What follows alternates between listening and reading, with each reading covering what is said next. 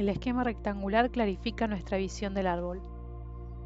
Una vez recopilada toda la información, generalmente nos encontraremos ante un montón de hojas sueltas, a veces ilegibles, cartas, fotos amarillentas, documentos diversos, etc., cuya abundancia podría hacernos creer que es inmanejable. Por eso es preciso que creemos un esquema práctico que resuma y agrupe toda esta información, de manera que con un solo golpe de vista podamos abarcar todos los datos. Para esto es útil que cada personaje de la familia tenga su propia casilla, en la cual podemos anotar con claridad lo más esencial de la información que le concierna, como por ejemplo, nombre y apellido, fecha de nacimiento, profesión u ocupación y fuente de ingresos. Por ejemplo, una persona que tenga como anotación ingeniero, lo más probable es que se haya ganado la vida ejerciendo su profesión. Por el contrario, si un hermano es guitarrista pero vive fundamentalmente del dinero que le pasan sus padres, es preciso anotarlo y diferenciarlo de cualquier actividad artística remunerada. Igual ocurre con las amas de casa que, acordando con sus maridos, no trabajan fuera. Su ocupación se corresponde con un empleo. O una persona que sea beneficiaria de una pensión de invalidez estará financieramente sostenida por el Estado. Lo que debemos buscar es un modo de esquematizar con sencillez la manera en que una persona ocupa sus jornadas de trabajo y su forma de subsistir en el mundo material, no siendo preciso que ambas estén necesariamente ligadas entre sí. Por otro lado, el estatus marital marcaremos con el signo de infinito las parejas casadas, con una pestaña las que viven en unión libre y con un infinito cortado los divorcios. Con una pestaña cortada las separaciones de pareja en unión libre y un infinito con una cruz arriba o una pestaña con una cruz arriba, la viudedad. Relaciones importantes. Algunas de ellas merecen ser anotadas, como por ejemplo una ruptura que provoca un largo periodo de celibato, en el caso de un hombre casado, la existencia de un amante, unas nuevas nupcias en alguien que hubiera enviudado, etc. Para hermanos y hermanas, tíos y tías se pueden anotar el nombre y los apellidos de sus parejas e hijos. Para el resto del árbol, cada uno deberá estar anotado en la casilla que se le haya designado. Los abortos serán anotados con un triángulo en negro y los embarazos mal logrados con un triángulo en negro con una cruz arriba. Las personas sin descendencia llevarán el signo de un cuadrado negro. Enfermedades o accidentes relevantes. Si la persona hubiera muerto, apuntar la causa y la fecha del fallecimiento. Puede marcarse con una cruz de tamaño normal si fuese muerte natural, o por la edad y el tamaño superior si ésta se hubiera producido de forma prematura o violenta. Puede marcarse con una cruz de tamaño normal si fuese una muerte natural o por la edad, y de tamaño no superior si ésta hubiera producido de forma prematura o violenta. Los símbolos que sugerimos utilizar nos ayudarán luego a interpretar mejor el árbol genealógico que aparecerá como ejemplo. Luego hay un esquema. Pero es verdad que, si se quiere, podemos emplear otros símbolos que puedan convenir más, particularmente si se pertenece a una cultura o religión en las cuales la cruz, por ejemplo, no es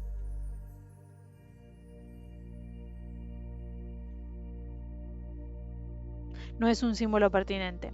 Para asignar a cada miembro de la familia su espacio correspondiente y crear un esquema en el que todos los miembros estén relacionados unos con otros, utilizamos un esquema rectangular inspirado en la alfombra mágica de los gitanos y en la forma rectangular de las cartas de tarot. Y de forma siguiente aparece un rectángulo.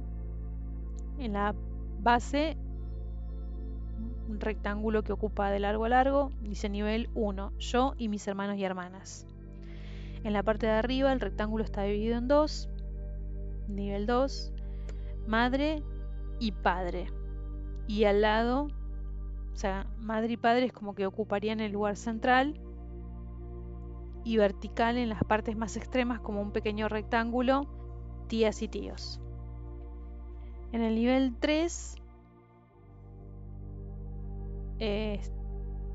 son 4 cuadrantes: abuelas y abuelos maternos, abuelos y abuelos paternos, y arriba tíos y abuelos maternos, y arriba tíos y abuelos paternos. Y en el nivel 4, bisabuelos maternos, y del otro lado bisabuelos paternos, ya no incluyendo tíos bisabuelos. Como podemos ver en el esquema, a partir del segundo nivel, los padres, las mujeres están siempre situadas a la izquierda. El árbol materno está a la izquierda y el árbol paterno a la derecha. La abuela materna está encima y a la izquierda de la madre.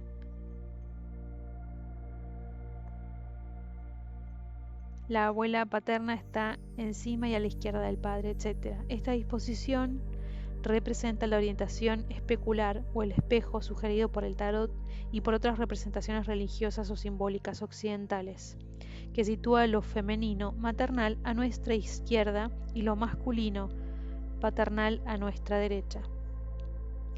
El ejemplo más evidente está en el arcano XX, el juicio, que representa un nacimiento o un renacimiento donde el nuevo ser emerge en el centro de la carta, entre una mujer situada a la izquierda y un hombre a la derecha. Los miembros de nuestro árbol genealógico están colocados en la posición de este personaje central, entre su madre a nuestra izquierda y su padre a nuestra derecha.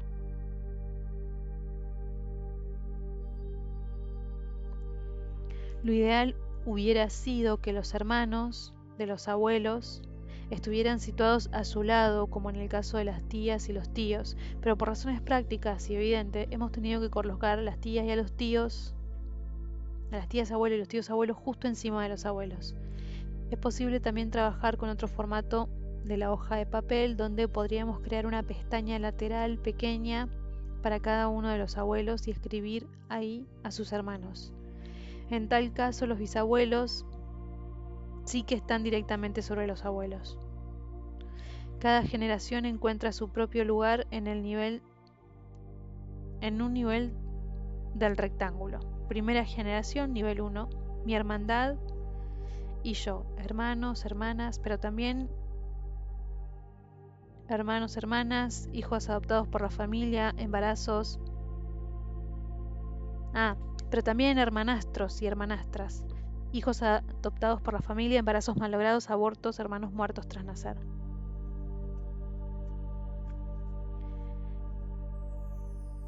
En este nivel situamos a los hermanos y a las hermanas por orden de rango en la comunidad fraterna, del mayor al más joven, y colocados de izquierda a derecha, cada uno de ellos en una casilla del mismo tamaño. Por comunidad fraterna, fraternidad o hermandad, entendemos el conjunto de hermanos, hermanas, por parte de madre y o padre vivos o muertos, incluyendo tanto a los hijos no nacidos, abortos, embarazos malogrados, como los hermanos y hermanas adoptados. Abortos, embarazos malogrados y hermanos, hermanas muertos al nacer se intercalan en los lugares que les corresponda en la casilla más estrecha. Hermanos y hermanos muertos en la infancia, si ocupa un lugar destacado en el imaginario familiar, debe aparecer en una casilla entera con una cruz indicando su muerte, la edad, la fecha y, si es posible, la causa del fallecimiento. Hermanastros, hermanastras, se contemplan dos posibilidades. Si hemos sido educados juntos, entonces deberían ser inscritos en una casilla del mismo tamaño que la del resto de la hermandad. Y si hemos sido educados por separado, por razones psicológicas, geográficas o causa de diferencia de edad, convendrá mencionarlos también, aunque inscribiéndolos en una casilla más pequeña. Hermanos y hermanas adoptados, idéntico comentario en el caso anterior, y en el caso de ser hijo único, dispone todo el espacio para él, frente al caso de una hermandad numerosa, en la que cada uno de sus miembros aparece en casillas más reducidos. Desde el momento en que se presenta de esta manera tan clara, saltan a la vista las diferencias entre estos tipos de hermandades. El nivel de la hermandad va a determinar en gran medida nuestra concepción del espacio, del territorio y de la participación de la vida cotidiana. En este primer entorno es donde aprendemos a vivir, incluso a sobrevivir, a luchar por conseguir un lugar en el mundo.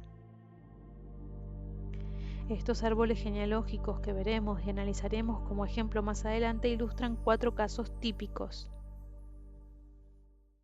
Árbol de María Jesús, ver página 109, el de un hijo único que tiene todo el espacio para sí solo. Árbol de Carmen, ver página 110, el de una familia súper numerosa. La madre se volvió a casar tras enviudar y la diferencia de edad entre el primero y el último es de 20 años. Se puede decir que el primogénito y el más pequeño no han tenido los mismos padres, por lo mucho que la situación había evolucionado entre la infancia de uno y del otro. Además, Carmen ilustra el caso de hijo de reemplazo, es decir, el que nació después de uno que murió y al que se le pone el mismo nombre que tuvo el muerto. Árbol de Roberto, página 111. La madre ha tenido antes de cada nacimiento un embarazo malogrado, un aborto terapéutico o un embarazo extrauterino, es decir, todos los hijos han estado precedidos de un fantasma. En parte se podría explicar por el hecho de que la madre de Roberto proviene de una unión extraconyugal y no es pues hija de su padre, cosa que ella ignoraba hasta el nacimiento de su tercer hijo. Árbol de Jean Paul, página 112, una hermandad de 2 miembros con edades muy próximas en las que los hermanos se reparten un lugar para los dos. Esta falsa gemelidad choca más por el hecho de que la abuela materna de Jean Paul se había casado sucesivamente con 2 hermanos. El primero de ellos murió de tuberculosis a los 3 años de matrimonio y la dejó sin hijos. Luego ella se casó con el segundo hermano, con quien tuvo una hija. Segunda generación. Nivel 2. Mis padres y sus hermanos, hermanas, es decir, mis tíos, tías, los haya conocido yo o no. Si tengo padre o madre de adopción que me hayan educado, deberé investigar igualmente para conocer su hermandad y sus ascendientes. A partir de este nivel, el árbol se divide ya en 2 mitades. El árbol materno aparecerá a la izquierda y el árbol paterno a la derecha, en las casillas que correspondan a cada uno de nuestros padres. Conviene mencionar los acontecimientos que hayan marcado su existencia. Por ejemplo, si mi padre y mi madre se separaron cuando yo tenía 2 años y mi madre se volvió a casar, mi padrastro será anotado como matrimonio suplementario en la casilla de mi madre, aunque él haya resultado más importante para mí durante mi infancia que mi padre biológico.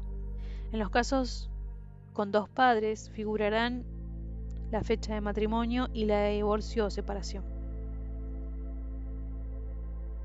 Ejemplo, consultar el árbol de Carmen.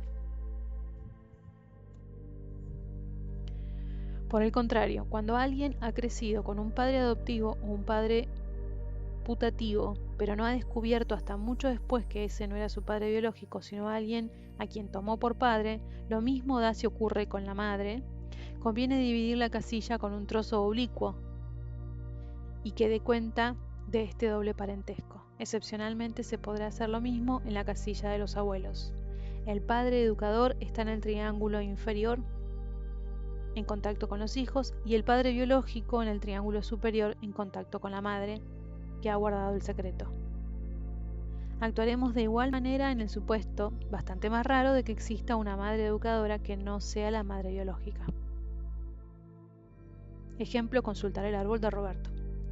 Cuando uno de los 2 padres sea absolutamente desconocido, se anotará en la casilla la escasa información, real o supuesta, de la que dispongamos sobre él, ella. Comentarios, recuerdos, hipótesis, etc. Después se puede adoptar un código de colores para diferenciar las informaciones objetivas de las hipótesis. Ejemplo, consultar el árbol de María Jesús. Al lado de cada uno de los padres, una casilla longitudinal sirve para inscribir a los tíos y tías por orden de nacimiento, los mayores arriba y los menores abajo. No se debe volver a anotar al padre en este listado, basta con indicar, entre paréntesis, al lado de su nombre de pila el lugar que ocupa entre sus hermanos. Si los padres hubieran tenido hermanastros o hermanos adoptivos y no hubieran sido educados juntos, se les deberá anotar en casillas separados, por una línea de puntos del resto de los miembros de la hermandad. En el caso a veces frecuente de que un niño descubra que esos que creía sus padres son en realidad sus abuelos, y por tanto que su hermana es su madre biológica, se establecerá un esquema previo y simplificado del árbol oficial en el que los abuelos ocuparán el lugar de los padres, para después trabajar sobre el árbol real del que el padre biológico habrá desaparecido.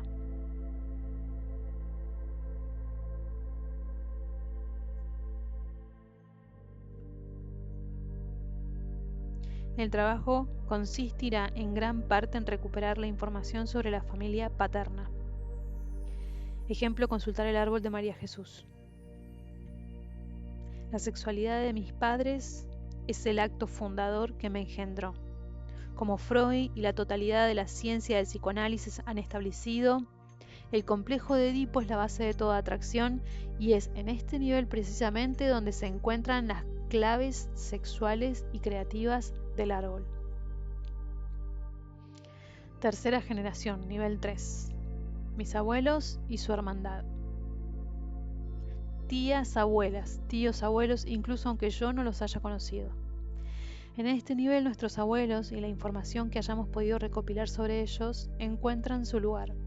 Cuando se nos presentan hechos como adopciones, paternidad o maternidad ilegítima, etc., los trataremos igual que vimos en el caso anterior de los padres.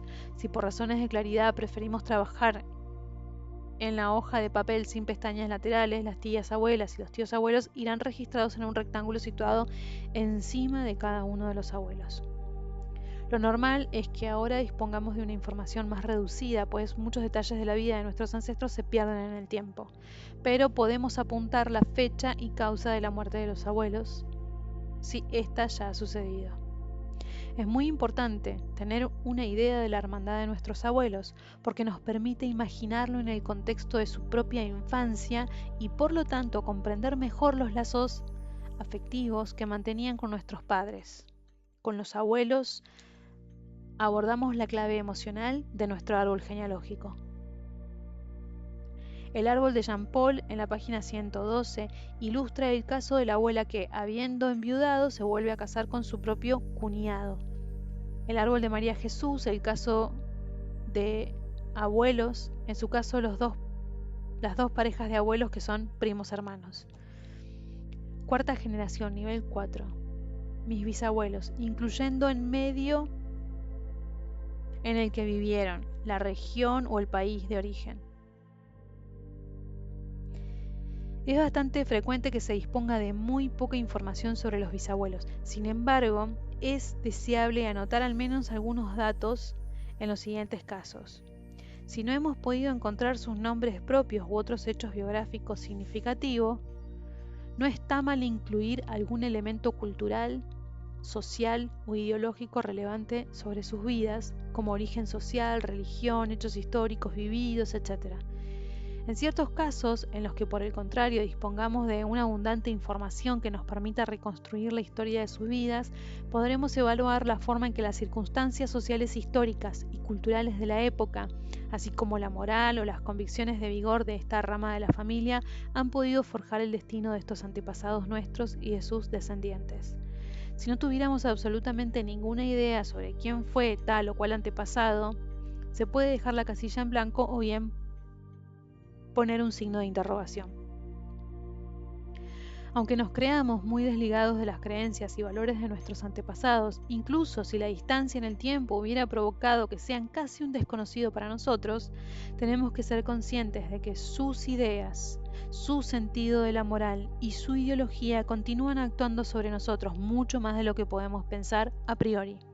La mayor parte de las ideas recibidas que nos estorban y nos perjudican tienen su origen en el mundo de nuestros bisabuelos. Este registro del árbol genealógico en un rectángulo, en una hoja de papel de formato DIN A3 o DIN A4, es una excelente manera de poner en claro el lugar que ocupaba cada uno de nuestros familiares, cuáles son las relaciones existentes entre los protagonistas y cuál es nuestro rol en el linaje. Y no dudemos en recomponerlo más de una vez, pues así se irán aclarando poco a poco nuestros avances.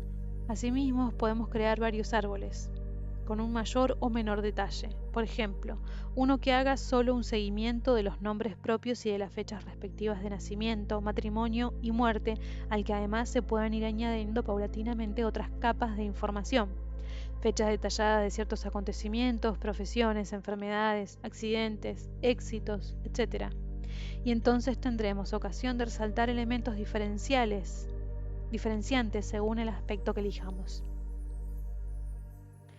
Y acá pasa a detallar 4 árboles a modo de ejemplo. A continuación figuran los 4 árboles genealógicos de diferentes culturas: España, México, Italia y Francia, que hemos mencionado en el apartado anterior. Al final se dedicará un breve comentario a cada uno de ellos. Árbol de María Jesús. Entonces, en el primer nivel es un gran rectángulo donde está solo María Jesús y dice 1960, que es el año que nació. En el segundo nivel aparece María Concepción, su madre, 1927, y José, su padre, 1927 también. En la parte de los hermanos de María Concepción, su madre, no hay nada, y del lado de los hermanos de José está Salvador, de 1925, mayor que José, sería tío de María Jesús. En el tercer nivel están los abuelos maternos: María del Pilar, de 1901, José Luis, de 1900, y no hay información de tíos abuelos. Y del lado de José están los abuelos paternos: María Concepción también, de 1899, y Salvador, de 1890, y no hay información de tíos abuelos. Más arriba están los bisabuelos materno, Ana y José; materno paterno, María y Luis, que son los padres de José Luis; y del lado paterno, los padres de María Concepción, Pura y Domingo, y los padres de Salvador, Carmen y José.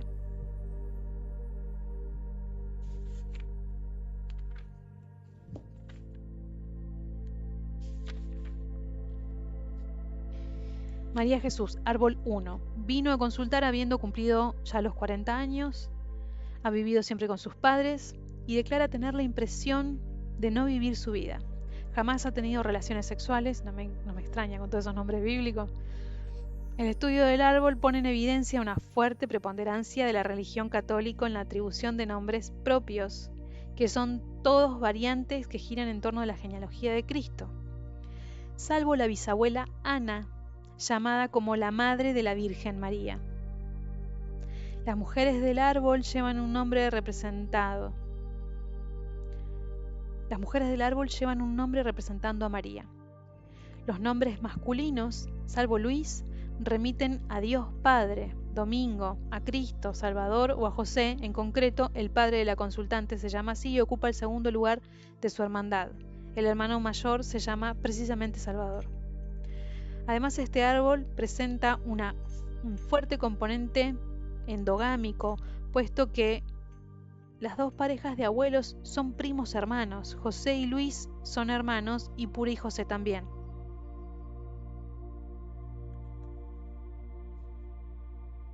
A ver, pará, porque quiero ver esto.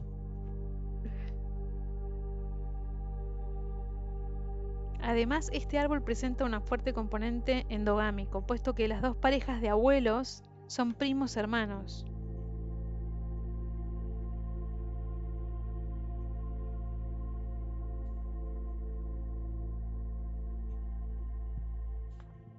José y Luis son hermanos y Pura y José también.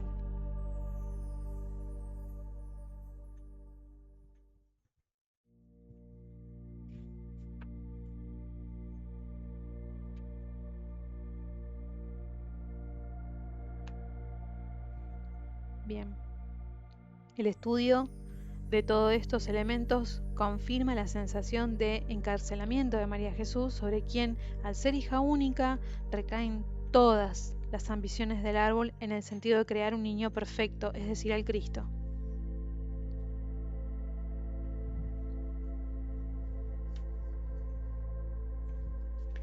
Segundo árbol de Carmen. En la base, donde estaría Carmen, hay un montón de hermanos.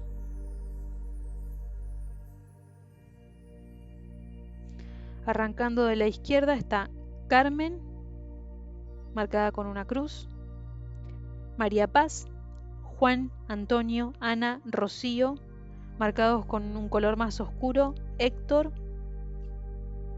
Gabriela, Víctor, Lola, María José, Carmen marcada con negrita y Paquita, y con un color mucho más clarito vienen Sally, Daisy, Charlie y Sonny. Bien, en el segundo nivel está Rocío, que es la madre, y dentro del cuadrado de Rocío hay una unión libre que se terminó, que es con Antonio, y otra unión libre que se terminó con Rex. Y al costado todos sus hermanos, o sea, es decir, todos los tíos maternos de Carmen. Juana, Antonio marcado con una cruz, Ana, otro Antonio, Concepción, José, María Paz, Luis, Luisa marcada con una cruz, Francisco y Soledad.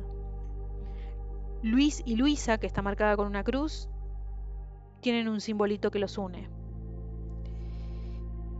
Bien, el papá de Carmen, Héctor, y hay un símbolo entre Rocío y Héctor, que es el de una pestaña cortada, que es de unión libre, que se terminó.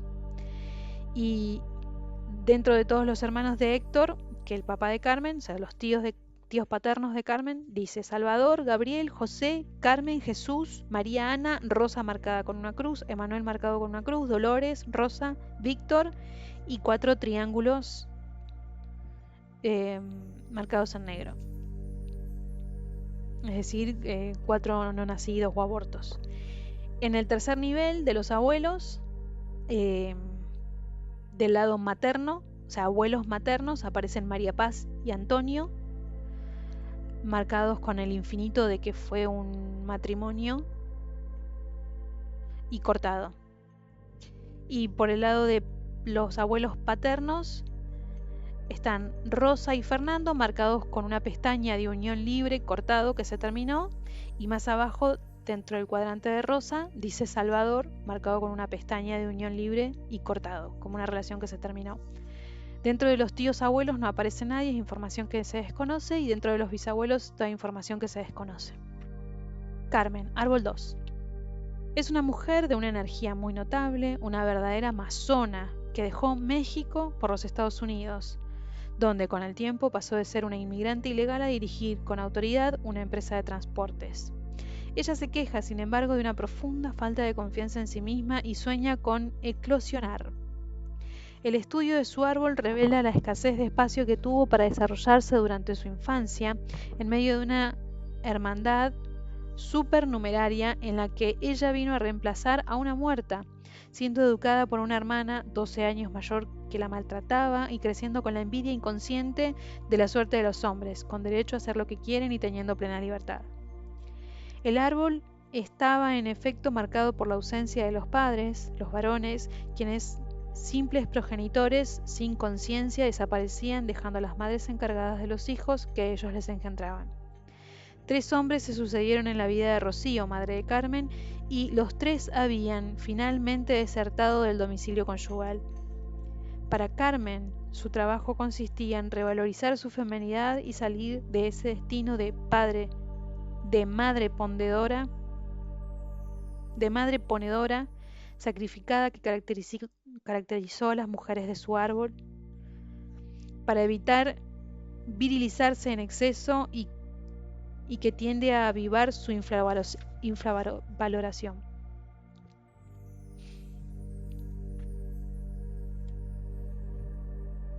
Tercer árbol, el de Roberto. En la base, primer nivel, aparece un no nacido, un triángulo negro con una cruz, 1963. Luego viene Regina, 1964. Luego otro triángulo negro, aborto terapéutico, anomalía cromosómica en 1965. Luego viene Roberto en 1966. Luego otro bebé fallecido, es un triángulo negro con una cruz, y dice embarazo extrauterino en 1967. Y luego viene Mauro, 1968. En el segundo nivel de los padres está Renata con sus hermanos, que son los tíos maternos, Claudia, Annalisa, Laura, Chiara y Renato. Y el padre, acá hay dos padres. Y el cuadrado está dividido a la mitad en dos triángulos. Y está Mauricio bien cerca de los hijos. Y por arriba está Genaro, marcado con una cruz, en 1967. Por arriba están los abuelos. En el tercer nivel, los abuelos maternos.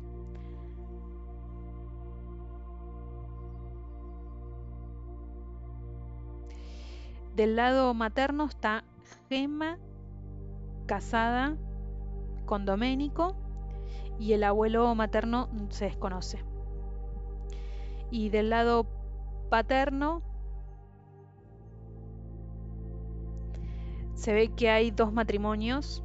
Está Rita y otra mujer que se desconoce, y está Mauro y otro hombre que se desconoce, y todos los que son tíos abuelos no hay información, y todos los que son bisabuelos no hay información.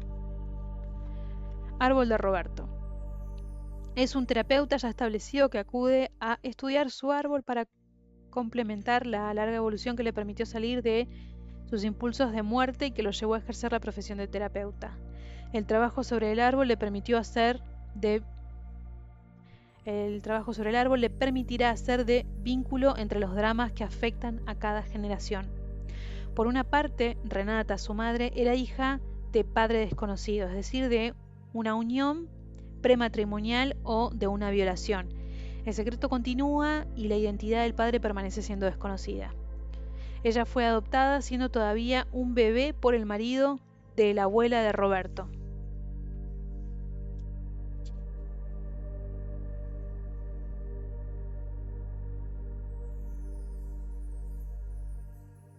Ella fue adoptada siendo todavía un bebé por el marido de la abuela de Roberto. Ok, por Domenico sería.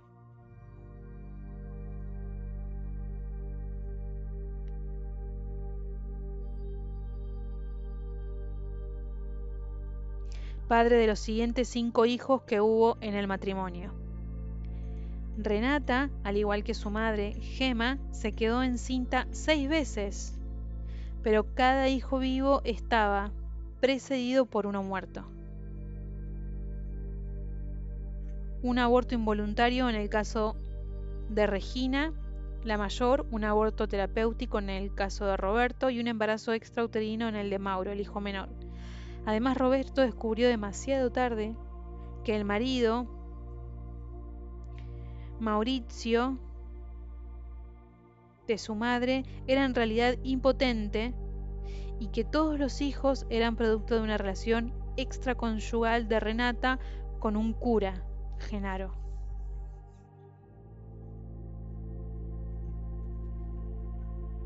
Fallecido poco antes del nacimiento del tercer hijo, Mauro.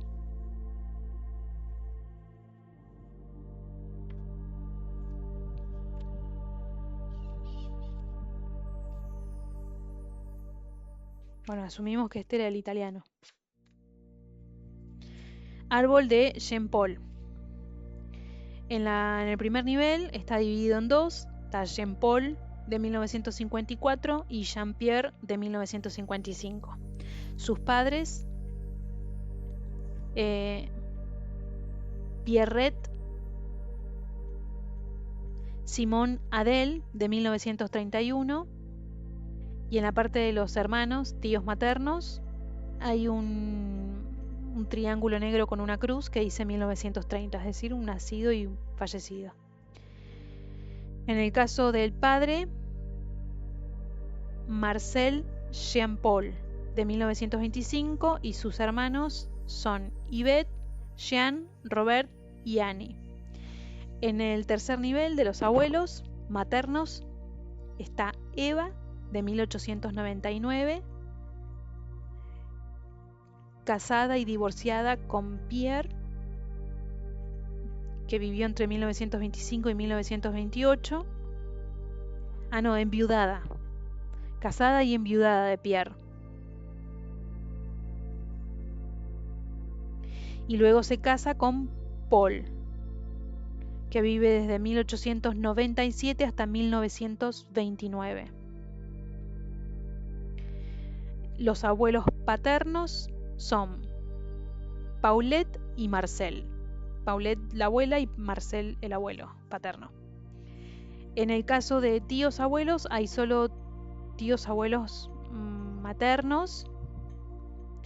En el caso de los tíos abuelos de parte de Eva, la abuela, es Pierre, de 1897, y otro Pierre, que es el hermano de Paul, y es con el que Eva después se casa. Es el primer matrimonio del que queda viuda. O sea que son primos. Y los bisabuelos del lado materno,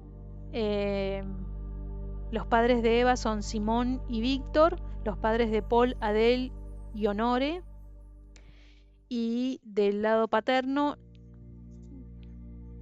conocemos a Jean y Paul, bisabuelos paternos. Jean es paterno-materno y Paul paterno-paterno. Bien, vino a la consulta, según sus propias palabras, para hacer salir la rabia que llevaba en él y que le había conducido a diversos hábitos autodestructivos con el alcohol, las drogas, el tabaco, etc. El estudio de su árbol revela que su hermano menor, Jean-Pierre, nacido apenas un año después que él, ocupó un lugar muy importante en el corazón de su madre y él se vio privado de sus derechos de primogenitura. Los dos hermanos, que en permanente conflicto, se estructuraron dentro de su rivalidad. Jean-Pierre era el bueno y Jean-Paul el rebelde. El uno brillaba en los estudios y el otro en los trabajos manuales. El estudio del árbol muestra asimismo a Eva, la madre de Pierrette, que se había casado sucesivamente con dos hermanos, Pierre, fallecido a los 33 años de tuberculosis y primogénito, y después con Paul, el hermano menor que se unió a la viuda. La primera criatura de la pareja había sido un aborto involuntario de 4 meses, sobre el que Eva siempre fantaseaba diciendo que era un varón. A continuación del cual nació Pierrette, cuyo nombre se lo pusieron en memoria del difunto Pierre. Después del nacimiento de Pierrette, la pareja decidió dormir en habitaciones separadas. Estos problemas emocionales, dos hermanos reunidos en torno a una sola mujer, el posterior fracaso de la pareja, formada con Paul el superviviente, pesaban enormemente 2 generaciones después sobre los hijos de Pierrette, quien favorecía siempre a Jean-Pierre, imagen idealizada de su tío abuelo difunto Pierre.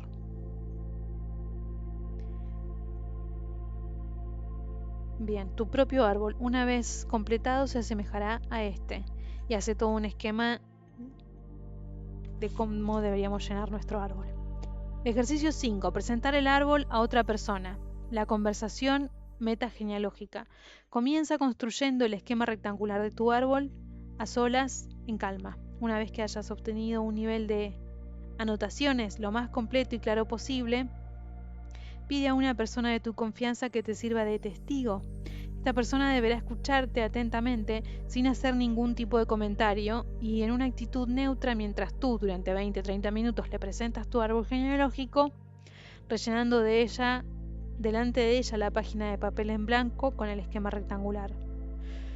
Concluida la presentación y antes de que tu acompañante haga ningún comentario, compara el árbol obtenido con tus otros trabajos en solitario. Ahora que el árbol está más completo, ciertos elementos se han vuelto más claros o por el contrario más esquemáticos todavía. ¿Qué te ha aportado el hecho de haber compartido esta experiencia con alguien? Es frecuente que al describir tu árbol a otra persona consigas que determinados elementos que no habían estado al comienzo muy destacados ahora se clarifican por sí solos. A continuación podés invertir los papeles, cualquiera que sea la información de tu acompañante, tenga de su propia familia, ayúdale para que establezca un primer contacto con su propio árbol genealógico. Después, y teniendo sumo cuidado de no hacer nada más que comentarios neutros o positivos, excluyendo cualquier emisión de juicio, cada uno de ustedes se tomará unos 10 minutos para decir al otro qué es lo que ha retenido durante su presentación. Estos comentarios deben ser formulados con prudencia y compasión, permaneciendo muy atentos para adoptar un comportamiento físico neutro. Por lo que respecta al árbol genealógico, una serie de actitudes inconscientes provocadas tenderán a manifestarse en otros sin darnos cuenta. En este sentido es muy importante recordarlos, pero sin darles rienda suelta. Ejercicio 6. El árbol de mi padre, el árbol de mi madre. Una vez que hayas dibujado tu propio árbol genealógico, te resultará muy útil para clarificar la visión de su familia, trazar en 2 hojas del mismo tamaño el árbol que tu padre y el de tu madre. La información plasmada en las casillas será la misma, pero estará colocado en otro lugar. Padre y madre se encontrarán en el cuadro de su propio árbol en el nivel de sus hermanos, pues ahora no actuarán como padres. Este simple ejercicio permite contemplar a nuestros propios padres siendo niños entre su grupo familiar, lo cual podría ampliar, aunque fuese un poco, nuestra visión de ellos. Si disponemos de información sobre los bisabuelos de nuestros padres, se podrá complementar el cuarto nivel en su árbol genealógico. Si los padres viven, será muy instructivo preguntarles su meta en la vida. Ver el capítulo siguiente.